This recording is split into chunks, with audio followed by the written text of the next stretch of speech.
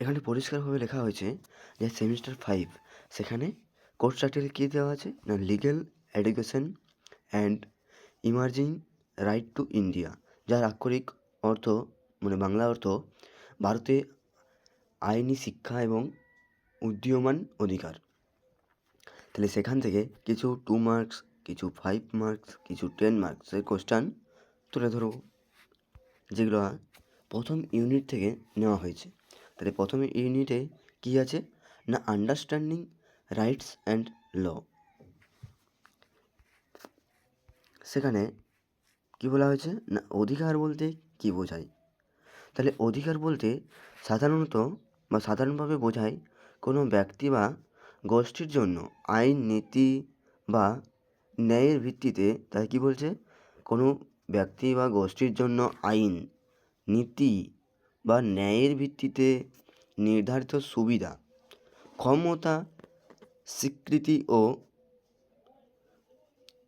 যা তাকে কোনো কাজ করার, কিছু পাওয়ার বা নির্দিষ্টভাবে আচরণ করার সুযোগ দেয়। সহজ কথায় যদি বলা যায় তাহলে বলতে গেলে অধিকার হলো কোনো মানুষ বা গোষ্ঠীর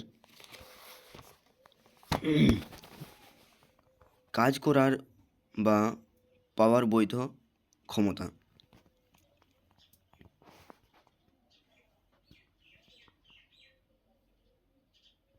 উদাহরণস্বরূপ একজন শিশুর শিক্ষার অধিকার আছে, শিশুটি স্কুলে পড়তে পারে।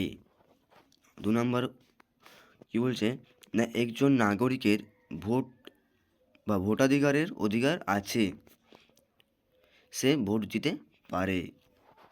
এটা 2 নম্বর কোশ্চেন, মানে 2 নম্বর অ্যান্সারের মানে কোশ্চেনের উত্তর। এরপর 2 নম্বরে আইনি বা আইন কী।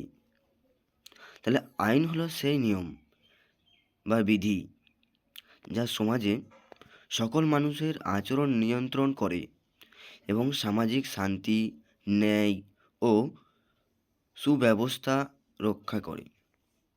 আইন সাধারণত রাষ্ট্র বা প্রতিকারিক কর্তৃপক্ষ দ্বারা প্রণীত হয় এবং তা ভঙ্গ করলে শাস্তির ব্যবস্থা থাকে। সহজ ভাষায় যদি আমরা বলি তাহলে কি না আইন হলো সবার জন্য বাধ্যতামূলক নিয়ম যা ঠিক ও ভুলের সীমা নির্ধারণ করে।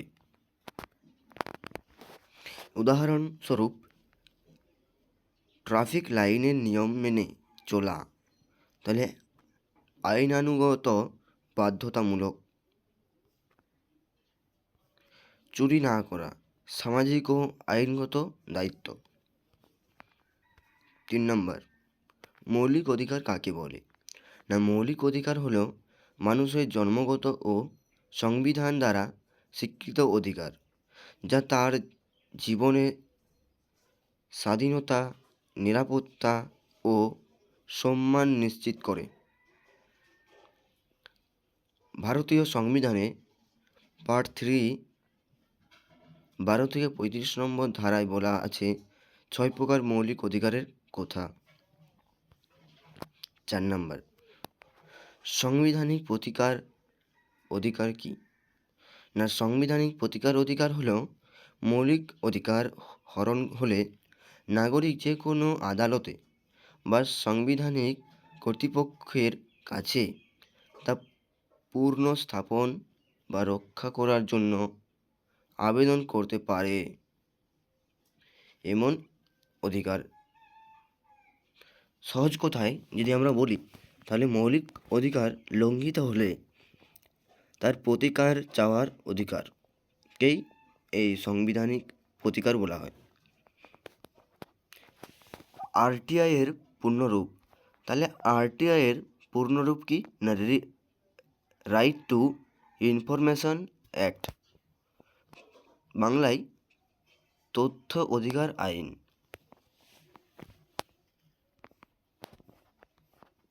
এরপর 5 নম্বরের কিছু কোশ্চেন আছে।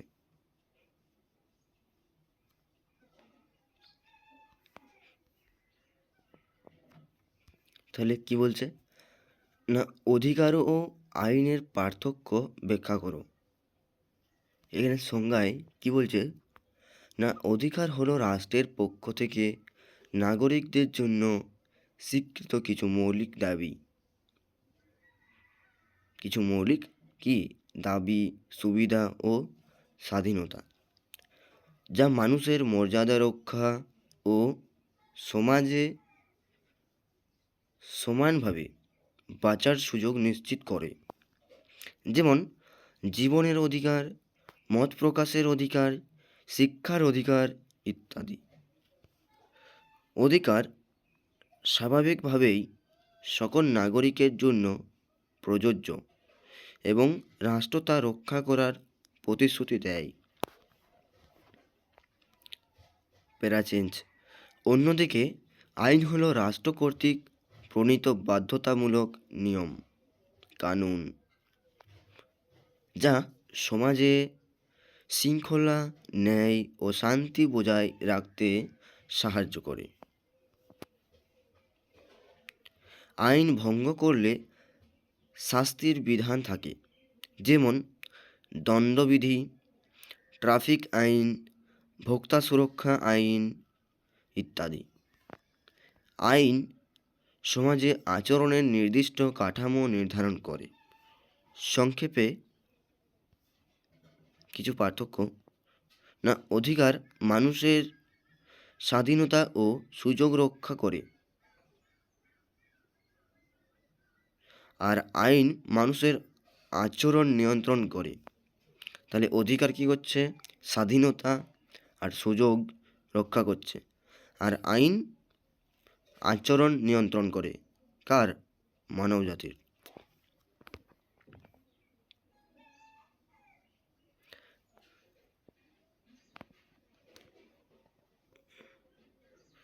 অধিকার প্রাপ্তির বিষয়, আর আইন মান্য করার বিষয়। তাহলে অধিকার লঙ্ঘিত হলে সাংবিধানিক প্রতিকার পাওয়া যায়, আর আইন ভঙ্গ করলে শাস্তি হয়। 4 নম্বরে কি বলছে, না অধিকার মূলত নৈতিক ও সাংবিধানিক দাবি, আর আইন রাষ্ট্র কর্তৃক প্রণীত বাধ্যতামূলক বিধান। 5 নম্বরের কোশ্চেন, প্রথমটা শেষ, এরপর দ্বিতীয়। না ভারতের সংবিধানে সমতার অধিকার এর গুরুত্ব আলোচনা করো। ভূমিকা। ভারতের সংবিধানে সমতার অধিকার অনুচ্ছেদ 14 থেকে 18 এ ধারায় বলা আছে, না একটি মৌলিক অধিকার, এটি তাহলে একটি মৌলিক অধিকার হিসেবে স্বীকৃত।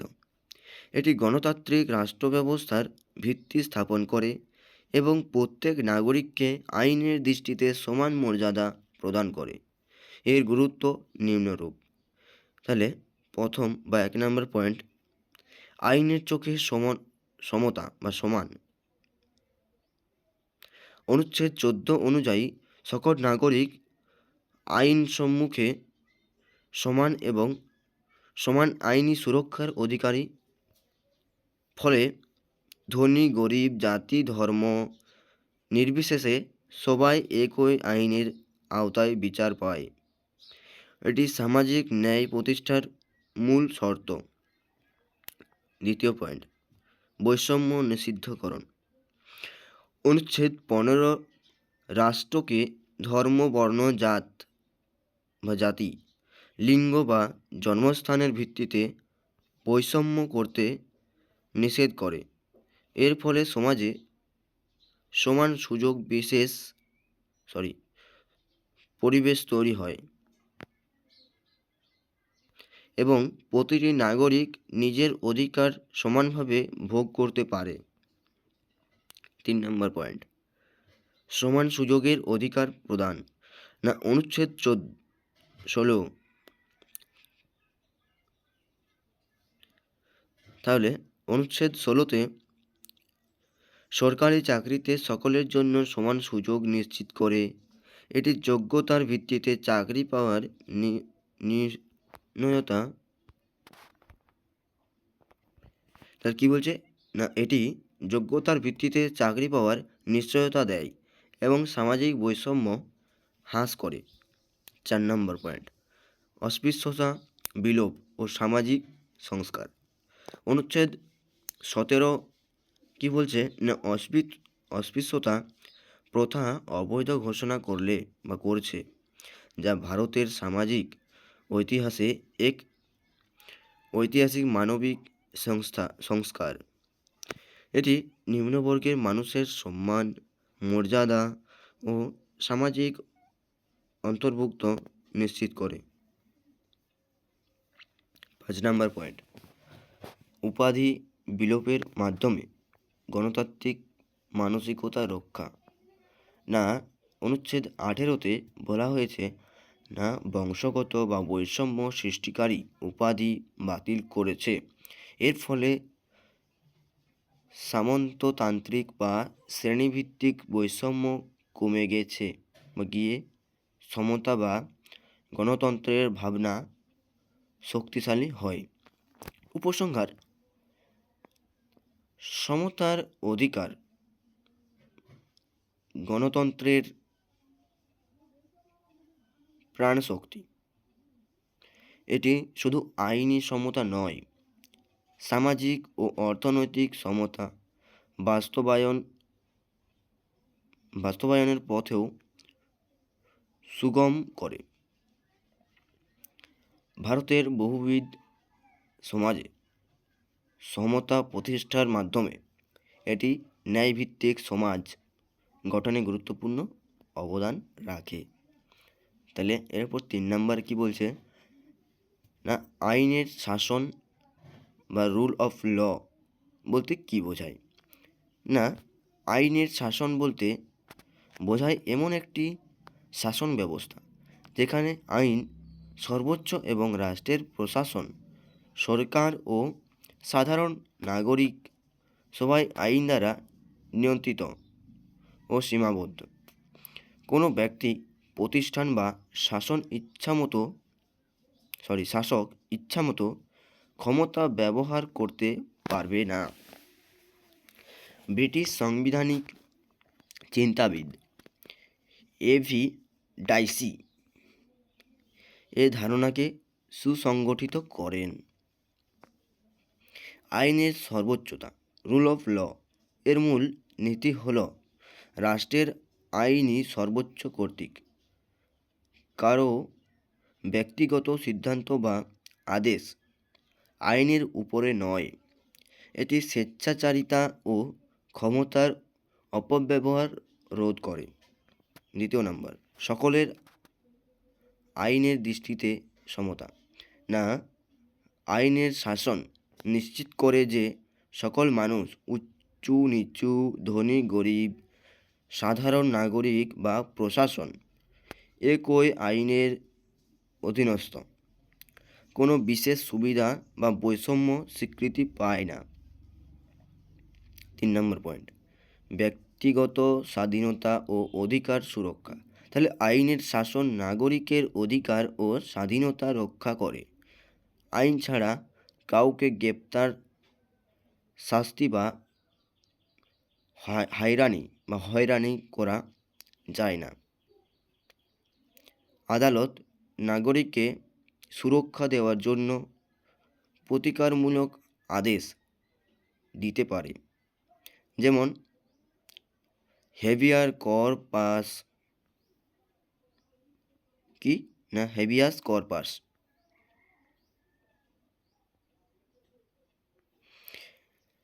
স্বাধীন ও নিরপেক্ষ বিচার ব্যবস্থা। 4 নম্বর পয়েন্ট, রুল অফ ল এর জন্য আদালতকে স্বাধীন হতে হয়। বিচারক আইন অনুযায়ী সিদ্ধান্ত নেন। রাজনৈতিক বা ব্যক্তিগত চাপ এতে প্রভাব ফেলতে পারে না। এর ফলে ন্যায় বিচার প্রতিষ্ঠিত হয়। 5 নম্বর পয়েন্ট, গণতান্ত্রিক শাসন প্রতিষ্ঠা। না, আইনের শাসন রাষ্ট্রকে জবাবদিহিমূলক করে তোলে এবং গণতন্ত্রের ভিত্তি মজবুত করে। এটি প্রশাসনের ক্ষমতা সীমিত করে জনস্বার্থ রক্ষা করে। উপসংহারে কি বলছে না, সব মিলিয়ে আইনের শাসন এটি ন্যায়ভিত্তিক স্বাধীন। তাহলে এটি কি ন্যায়ভিত্তিক, তাহলে স্বাধীন, গণতান্ত্রিক, এই গণতান্ত্রিক সমাজ প্রতিষ্ঠার প্রধান স্তম্ভ। তাহলে সমাজের স্বাধীনতা, সমতা ও ন্যায় বিচার রক্ষার মূল উপাদান হলো এই আইনের শাসন। এবারে আসছি আরটিআই আইনের মূল উদ্দেশ্য কী না, তথ্য অধিকার আইন 2005, তাহলে রাইট টু ইনফরমেশন অ্যাক্ট, এর মূল উদ্দেশ্য হল প্রশাসনের স্বচ্ছতা, জবাবদিহিতা ও জনগণের অংশগ্রহণ নিশ্চিত করা। তাহলে এই আইনের মাধ্যমে সাধারণ নাগরিক সরকারি দপ্তরগুলির কাছে প্রয়োজনীয় তথ্য চেয়ে তা পাওয়ার আইনগত অধিকার লাভ করে। এর ফলে সরকারি কাজকর্ম গোপনীয়তার আড়ালে না থেকে জনগণের সামনে উন্মুক্ত হয়। আরটিআই আইনের প্রধান উদ্দেশ্যগুলি হল নিম্নরূপ।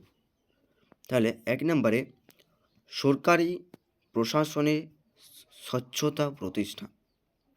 তাহলে সেখানে কি বলছে না, সরকারি সিদ্ধান্ত, কাজকর্ম, নীতিমালা ও ব্যয়ের তথ্য জনগণের কাছে সহজলভ্য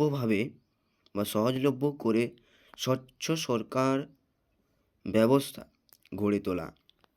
2 নম্বরে দুর্নীতি রোধ ও জবাবদিহিতা নিশ্চিত করা।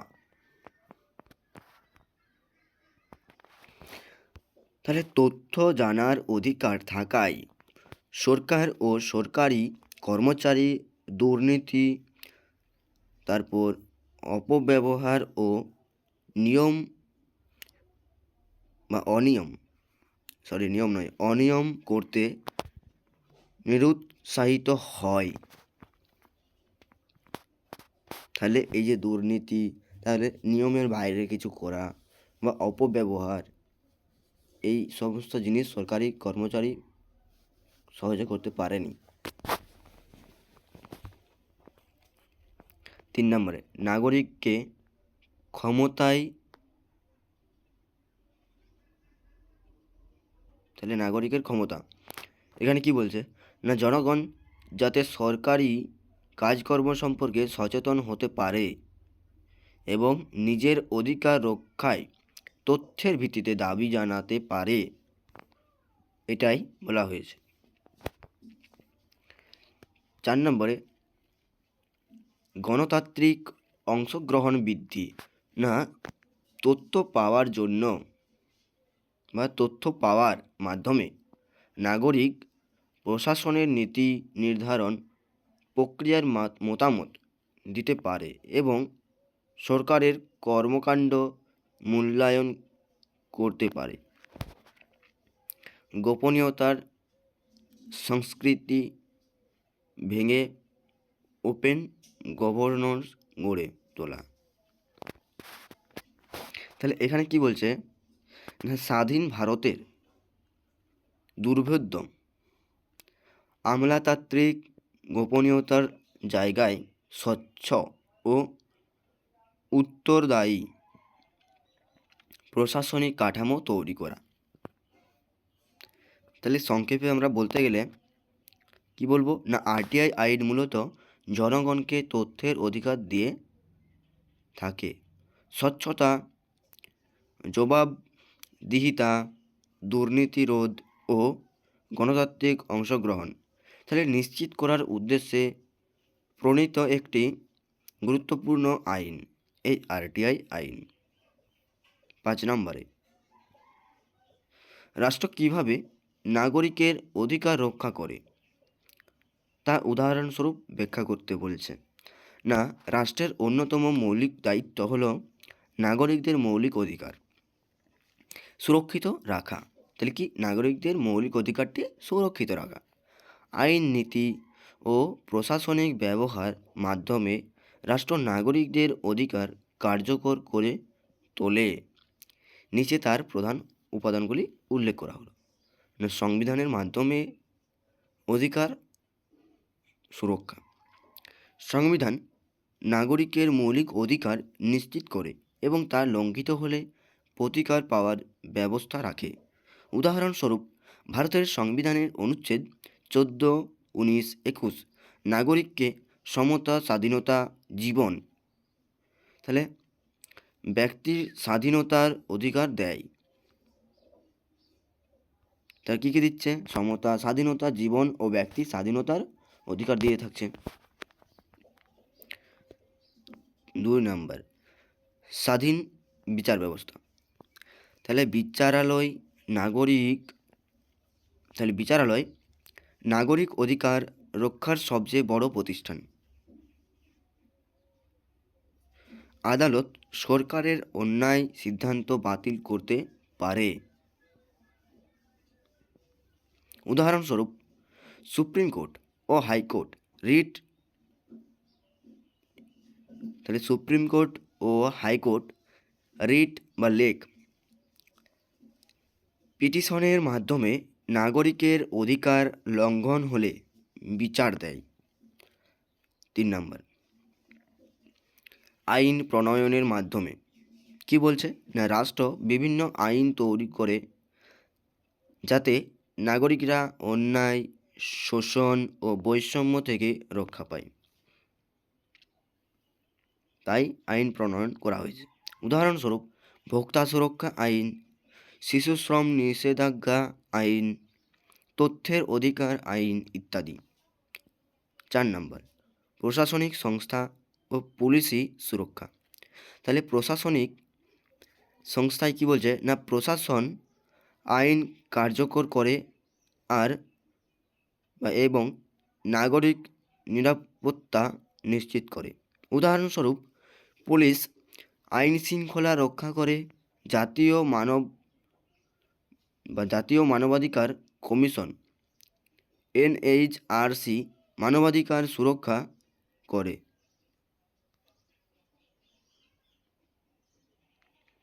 5 নম্বর, সামাজিক সুরক্ষা ও কল্যাণমূলক প্রকল্প। তাহলে দারিদ্র্য, অসুস্থতা বা বেকারত্বের নাগরিক যাতে মৌলিক চাহিদা পূরণ করতে পারে তার জন্য রাষ্ট্র কল্যাণমূলক পরিকল্পনা চালায়। উদাহরণস্বরূপ, খাদ্য নিরাপত্তা আইন,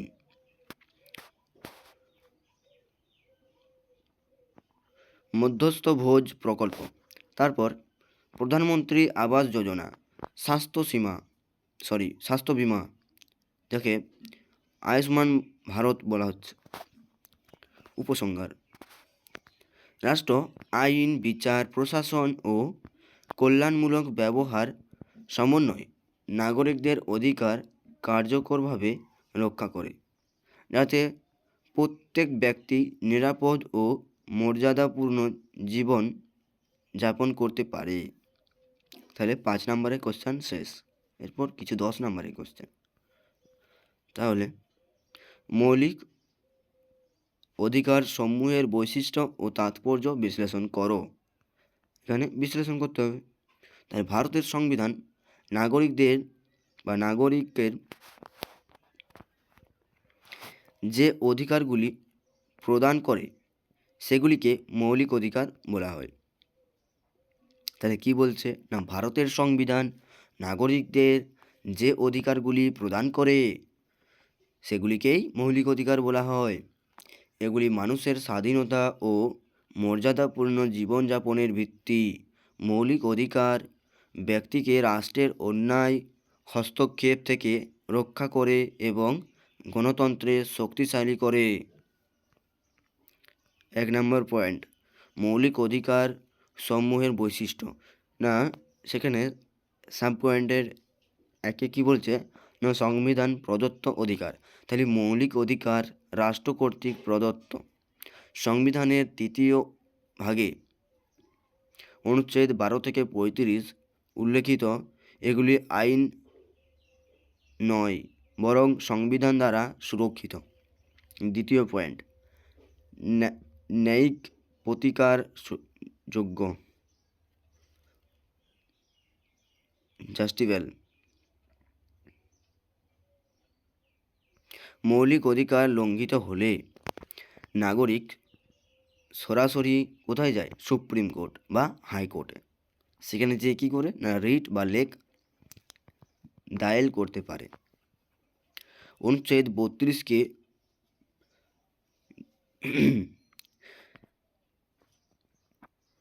B.R. আম্বেদকর, এটা ডি হয়ে গেছে,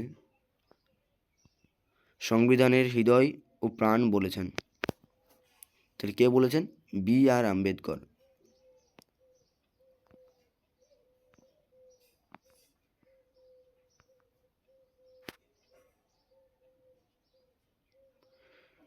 যুক্তিসঙ্গত সীমাবদ্ধতা, 3য় পয়েন্ট, সেখানে স্বাধীনতা অধিকারসমূহ কিছু অধিকার নিশ্চিত শর্ত সাপেক্ষে সীমিত করা যেতে পারে। তাহলে রাষ্ট্রের নিরাপত্তা, জনশৃঙ্খলা বা নৈতিকতার স্বার্থে এই সমস্ত যুক্তিসঙ্গত সীমাবদ্ধতা হয়ে থাকে। 4 নম্বর, বৈষম্যহীনতা।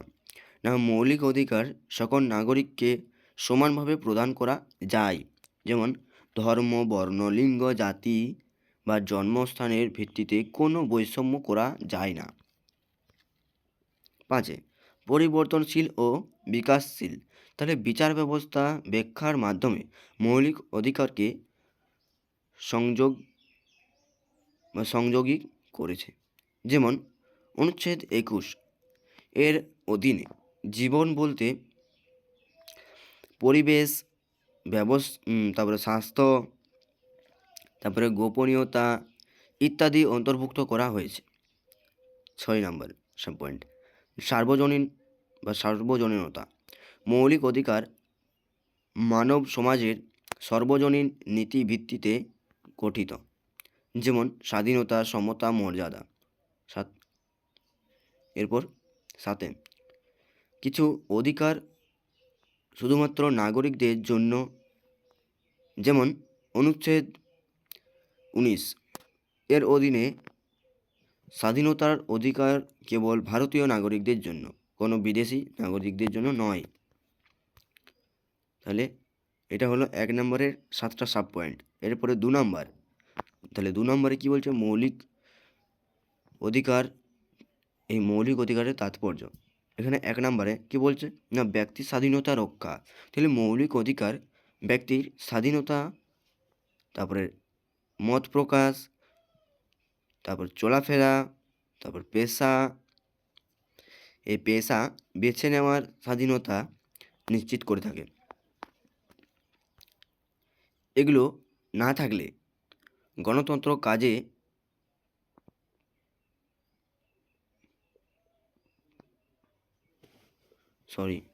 এগুলো যদি না থাকে তাহলে বলছে গণতন্ত্র কাগজে কলমে সীমাবদ্ধ হতে বা হয়ে যেত,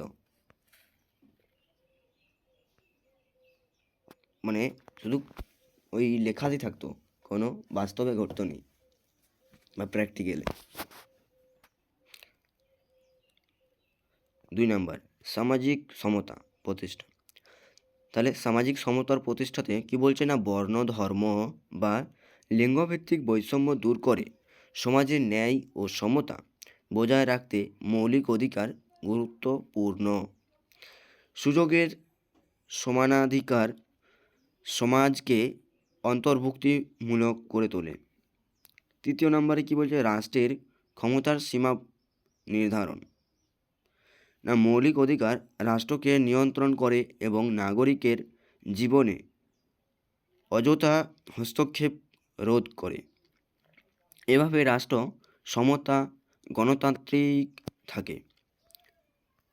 4 নাম্বার, গণতন্ত্রের ভিত্তি শক্তিশালী করা। না মত প্রকাশের অধিকার, সমাবেশের অধিকার রাজনৈতিক সচেতনতা বৃদ্ধি করে এবং নাগরিকদের গণতান্ত্রিক প্রক্রিয়ার সঞ্চিত বা সক্রিয় রাখে। 5 নম্বর, মানবিক মর্যাদা রক্ষা। তাহলে মানবিক মর্যাদা রক্ষায় কি বলছে না অনুচ্ছেদ 21 মানব মর্যাদা, ব্যক্তিগত স্বাধীনতা, গোপনীয়তা ও নিরাপত্তাকে সুরক্ষা দিয়ে থাকে। এটি নাগরিককে নৈতিক ও মানবিক মর্যাদার সাথে বাঁচার অধিকার দেয়। এরপর 6 নম্বরে কি বলছে না বিচার ব্যবস্থার মাধ্যমে সুরক্ষা। না সাংবিধানিক প্রতিকার অধিকার, অনুচ্ছেদ 32 নাগরিককে নিজের অধিকার রক্ষার শক্তিশালী অস্ত্র দেয়। এই ব্যবস্থা অধিকারকে বাস্তব করে তোলে, কেবল ঘোষণা মাত্র নয়। তাহলে এই ব্যবস্থা অধিকারকে বাস্তব করে তোলে, শুধু ঘোষণাতেই নয়।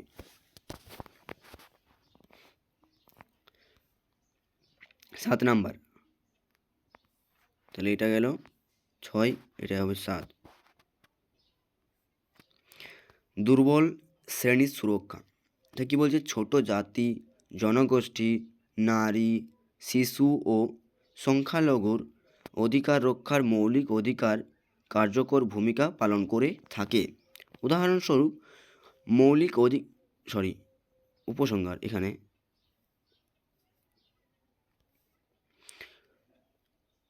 মৌলিক অধিকার, তার কি না মৌলিক অধিকার ভারতীয় গণতন্ত্রের ভিত্তি।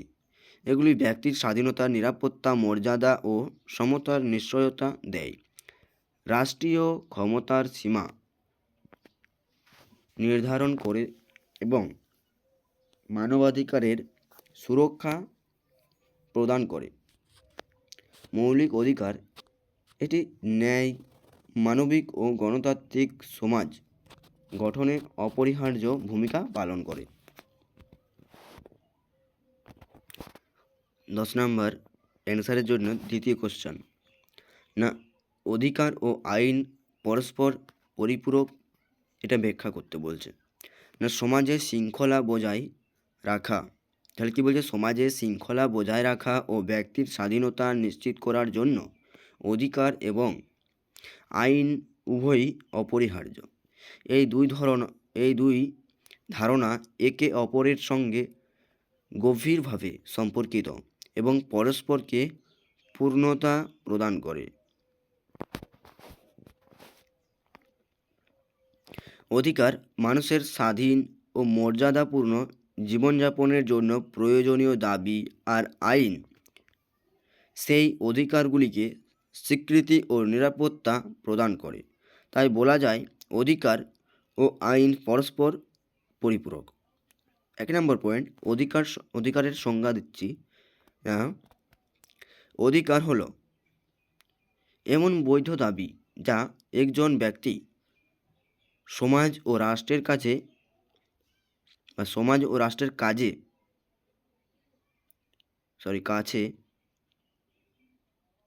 করতে পারে, যেমন জীবনের অধিকার, সমতার অধিকার, স্বাধীনতার অধিকার ইত্যাদি। দ্বিতীয়ত কি বলছে না আইনের সংজ্ঞা, এখানে দিলাম অধিকারের সংজ্ঞা, এবারে আইনের সংজ্ঞা। না আইন হলো রাষ্ট্র প্রদত্ত, তা কি আইন হলো রাষ্ট্র প্রদত্ত এমন বাধ্যতামূলক নিয়ম বা নিয়মাবলী যা সমাজে শৃঙ্খলা ও ন্যায় প্রতিষ্ঠা করে এবং গণতান্ত্রিকদের আচরণ নিয়ন্ত্রণ করে। তাহলে নাগরিকদের আচরণ নিয়ন্ত্রণ করে থাকে। কি বলছে না কেন অধিকার ও আইন পারস্পরিক পরিপূরক। না এখানে কিছু সাব পয়েন্টে ভাগ করা হয়েছে। না অধিকার বাস্তবায়নের আইন অপরিহার্য। আইন ছাড়া অধিকার কাগজে কলমে সীমাবদ্ধ থাকে। যেমন সংবিধানে মত প্রকাশের স্বাধীনতা অধিকার হিসেবে স্বীকৃত, কিন্তু অবাধ চর্চা নিশ্চিত করে আইন। তৃতীয় নম্বর খ, আইন অধিকারকে সুরক্ষা দেয়। আইন লঙ্ঘিত হলে আদালতের মাধ্যমে প্রতিকার পাওয়া যায়। যেমন সাংবিধানিক প্রতিকার অধিকার, আর্টিকেল 32 বা 32 নম্বর ধারা। সংবিধান রক্ষার আইন বা আইনি উপায়, 3 নম্বর বা গ। এখানে কি বলছে? অধিকার আইনকে গ্রহণযোগ্য দেয়। তাহলে আইন মানুষের স্বার্থ রক্ষা করলে তবেই তা গ্রহণযোগ্য হয়, অর্থাৎ আইন মানুষের অধিকার রক্ষার মাধ্যম বলেই তা বৈধতা পায়। ঘয়ে, সমাজে শৃঙ্খলা বজায় রাখতে উভয়ের প্রয়োজন।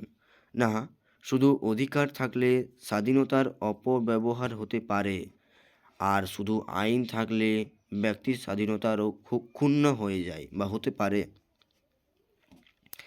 তাই দুইয়ের সমন্বয় সমাজে ভারসাম্য আনে।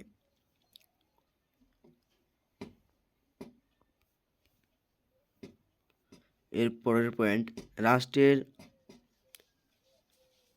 ক্ষমতা সীমাবদ্ধ করতে অধিকার প্রয়োজন। তাহলে আইন রাষ্ট্রকে ক্ষমতা দেয়, আবার অধিকার রাষ্ট্রের ক্ষমতা সীমাবদ্ধ করে। তাহলে দুইয়ের সমন্বয় গণতন্ত্রকে টেকসই করে তোলে। তারপরে পয়েন্ট কি বলছে না, অধিকার ও আইন দুটোই নাগরিকের কর্তব্য নির্ধারণ করে। অধিকার ভোগের পাশাপাশি আইন মানা বাধ্যতামূলক বা মেনে চলা বাধ্যতামূলক। তাই উভয় নাগরিক জীবনের অবিচ্ছেদ্য অংশ। উদাহরণস্বরূপ যদি বলি, তাহলে ভোটাধিকার সংবিধানের অধিকার, আর নির্বাচনী আইন সেই অধিকার প্রয়োগের নিয়ম স্থির করে। শিক্ষার অধিকার, আর্টিকেল 21 এ তাহলে অধিকার হিসেবে স্বীকৃত, আর RTE আইন 2009 তার বাস্তবায়ন করে।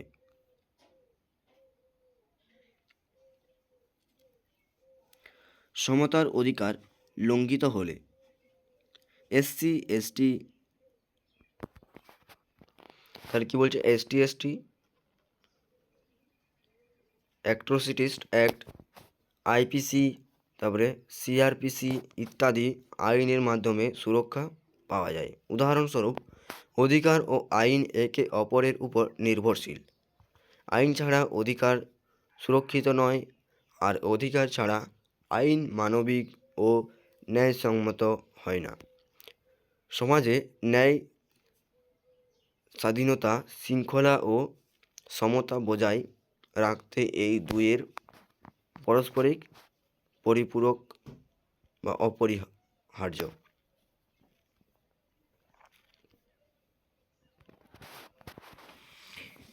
এখনও 3টা 10 মার্কসের কোশ্চেন আছে, সেটা পার্ট 2 নিয়ে চলে আসবো। আজকে এত দূর অবধি।